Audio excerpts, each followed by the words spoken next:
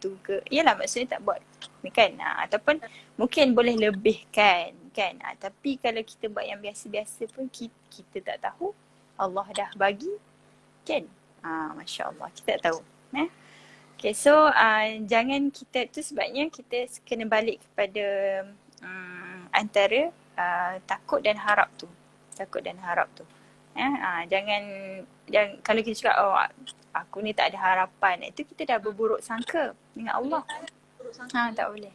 Yes. Okay, jadi mungkin dengan insya-Allah dengan kebaikan yang kita baik sangka macam tu, Allah akan ilhamkan kita, bagi kita taufik, hidayah untuk buat kebaikan lagi. Itu sebenarnya kita. Kadang-kadang kita ni baik bukan sebab kita baik. Kita ni semua buat baik ni sebab kita nak jadi baik. Sebenarnya bukan, tak ada siapa yang cakap aku baik kan. Tak, sebenarnya kita nak jadi baik je. Sebab kita buat baik. Jangan ni. Jangan cakap sebab jika kita tengok orang tu baik kan. Kita itu di depan manusia Allah tutup aib kita kan. Tapi kita kena kita buat baik kerana kita nak jadi baik. Okay. Sebenarnya. Ya, sebab kita tak tahu yang mana yang dikira tu. Nak dapat kasabat tu kan, Allah nak bagi pahala ke dosa kan. InsyaAllah. Itu juga balik kepada nawaitu sebenarnya kan. Tapi insyaAllah kita sertakanlah niat-niat yang baik kan. InsyaAllah. InsyaAllah. Okay, selepas itu habis kat situ, yang kita sambung dengan doa. Rabbana la tu'akhidna in nasina aw akhtana. Ini adalah satu doa lah yang kita boleh ambil. Kalau kita tak baca the whole pun kan, kita baca macam lepas solat fardu, kita ambil daripada petikan ni. Rabbana la tu'akhidna in nasina aw akhtana. Okay, bila kita pujuk diri kita tu dengan la yukallifullahu nafsan illa usaha kan. Kadang-kadang kita apabila kita macam ni selalunya apabila kita ditimpa musibah, kita selalu tanya, dosa apa yang aku buat? Betul tak? Yang sampai itu kan, kita selalu macam tu lah kan. Jadi sebab tu Allah cakap lah maka sahabat tu alaih maka sahabat tu kan. Jadi kita pun tak tahu yang mana satu sebenarnya kan. Kita tahu dosa mana kan. Tapi dalam keadaan kita berbaik sangka dengan Allah itu, kita nak neutralkan rasa tu.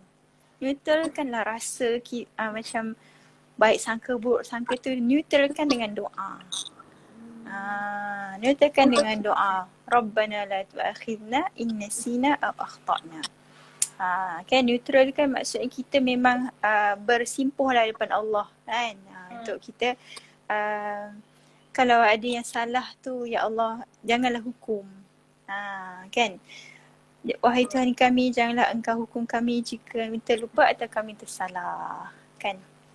Okay, jadi so semua ya, ada yang terlupa, ada yang memang kita buat salah. Kan. Yang kita buat kesalahan tu atas yang kita memang sengaja, ada yang kita memang terlupa kan. So dia rangkum dalam ni. Okay, ya Allah janganlah hukum kami atas apa yang kami lupa atau kami tersalah. Okay, so dia neutralkan lah kita punya rasa takut kan, rasa stres tu kan. Neutralkan dengan doa. Ni Allah dah ajar melalui ayat ni. Okay, lepas tu kita minta, itu adalah kita minta ampun lah kat situ kan. Rabbana la tu'akhidna tu kan.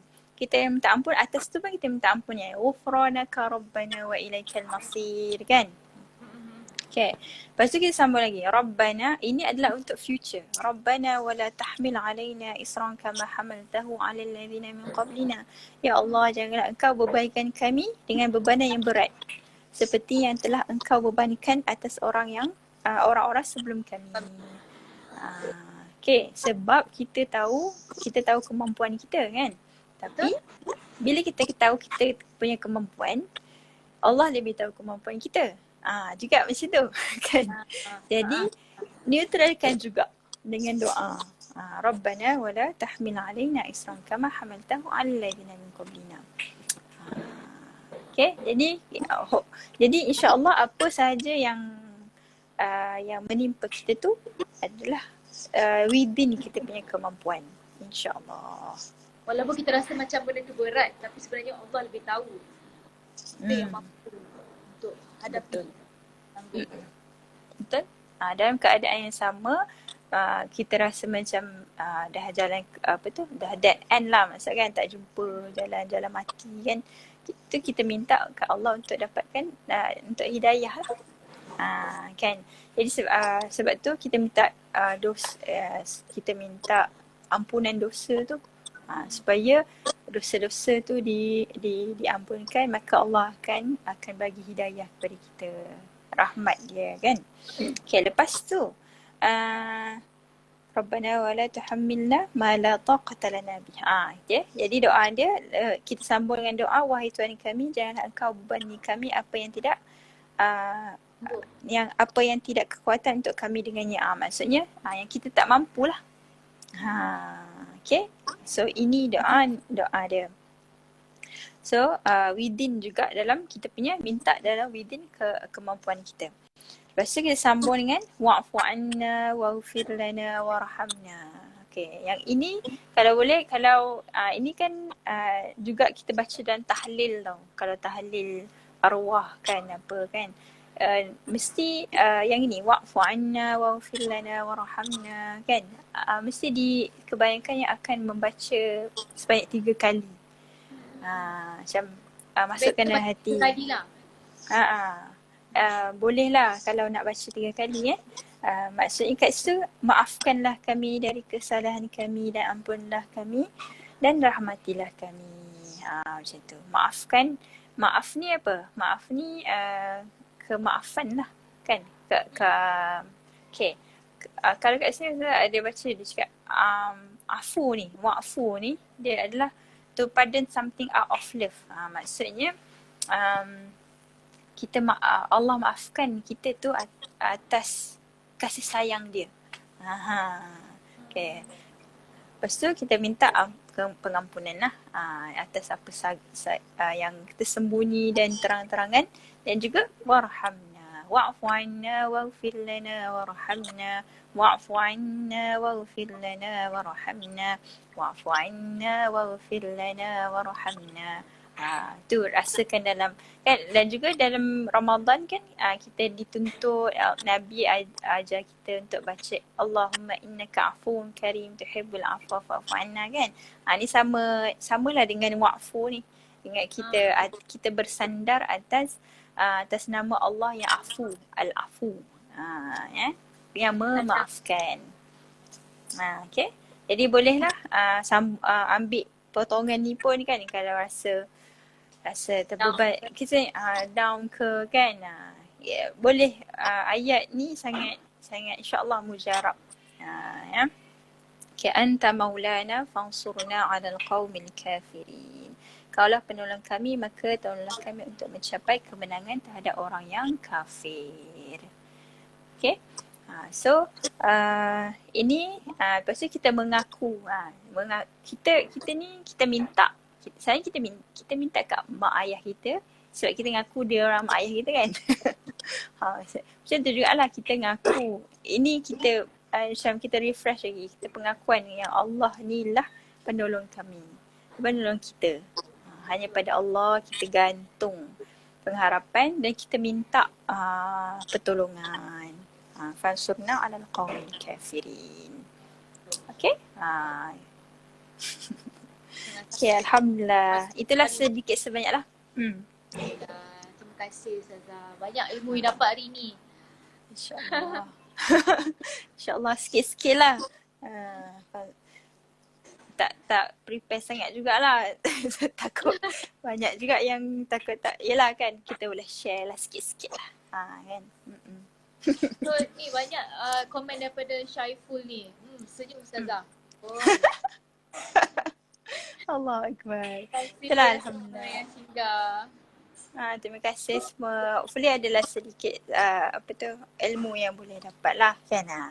Dan juga biar dia buatkan dia sebagai zikir lah. Kalau ada maksurat tu dia memang ada dalam maksurat. Betul. Kan? Alif Lam Maksurat Mim tu dia kiranya macam komplit lah kan? Betul. betul. Komplit semua, dia ada doa daripada Quran dan doa daripada hadis-hadis Nabi. Masya-Allah. InsyaAllah pagi petang kalau boleh kan, kalau boleh boleh diamalkan insyaAllah baiklah. Kan kadang-kadang kita amal tak faham kan. Tak apa, amalkan je. InsyaAllah dia ada barakah dia. Tapi kita mestilah nak naik lagi satu tangga, nak faham pula kan. Makin lama makin baguslah setiap hari amalkan tu kan. InsyaAllah itu kita punya apa? Harapan kita lah. Itu Diana Amir. Hai Diana. Hai Nana. Pakai Quran awak. Terima kasih. Alhamdulillah. Okay, ada lagi soalan ke apa-apa? Beberapa soalan kita boleh layan 2-3 Macam ada. soalan lah. Boleh tengok atas. Ada soalan lah. Tu ada banyak soalan, ada 5 soalan. Oh ya? Okay, soalannya macam bukan soalan je ni. Kalau kita gagap baca Al-Quran kan Ustazah, boleh ke kalau kita baca maksudnya sahaja? Macam tu. Okay. Alright. Itu akan balik kepada hak Al-Quran tadi kan. Hak Al-Quran tadi beriman dengan Al-Quran, membaca Al-Quran, memahami Al-Quran. Jadi kalau dia baca sahaja translation, dia tak memenuhi hak yang kedua lah. Membaca. Dia kena baca sekali. So jadi dia kalau boleh saya doakanlah dapat guru kan. Okey, kalau kita datang bulan insya-Allah. Datang bulan. Okay, datang bulan. Just baca pegang tapi Al-Quran terjemahan. Okey. Kalau datang bulan, kalau ikut mazhab Syafi'i, memang antara yang dilarang kan, yang mesti dilarang ialah solat lah kan. Dan juga baca Al-Quran juga salah satu. Iaitu membaca dengan memegang mushaf tu lah. Tak boleh. Tapi jadi kalau kita ada tafsir, pegang, boleh lah. Dan juga baca translation. Dalam phone tu kan? Dalam phone tu boleh. Betul. Itu memang kalau boleh jangan kita berhenti sekejap lah daripada sambung Al-Quran tu, bacaan Quran kita kan. So banyakkan zikir kalau period tu. Sebab kita ikut mazhab Syafi'i kita lah. Lagi satu kalau kita macam maksurat kan, kalau yang datang bulan tu boleh je baca yang surah yang daripada Al-Quran. Okay. Itu sebab kita niatkan sebagai zikir. Boleh. InsyaAllah. Alhamdulillah. So dia bukan lagi. Okay, kita tanya lagi satu soalan je. Lagi satu soalan. Ustazah, kalau kita doa dalam solat makbul tak doa kita? Makbul, insyaAllah. Kita dalam kita doa pun kita kena kita kena yakin dengan doa tu yang akan doa tu akan dimakbulkan. Sebab pemakbulan doa ini adalah rahsia Allah. Allah akan makbulkan kita minta A dapat A. Kadang-kadang macam tu. Kita minta A dapat B. Kan? Sebab A tu mungkin tak baik untuk kita. Okay. Itu pun pemakbulan. Itu adalah pemakbulan, cara pemakbulan doa daripada Allah. Ada kadang-kadang pula kita dah minta A dapat C. C jalan nak dapatkan A. Mana tahu? Kan? Ada juga yang kita minta A, Allah simpan sampai dapat dekat akhirat. Maksudnya confirm dimakbulkan. Itu itu kita punya baik sangka kita pada Allah. Kalau kita berdoa mesti dengan keyakinan yang Allah akan makbulkan. Tapi cara pemakbulan tu memang rahsia Allah lah kan. Walaupun tengok dapat B pula kan. Nak yang A tu kan. Betul. Tu cara dia. Rahsianya hanya Allah yang tahulah. Betul tak? Betul. Sebab tu kalau boleh saya nak saran lah pada semua kan untuk kita cari ilmu tu dengan saluran yang betul kan. Akidah tu kena mantapkan.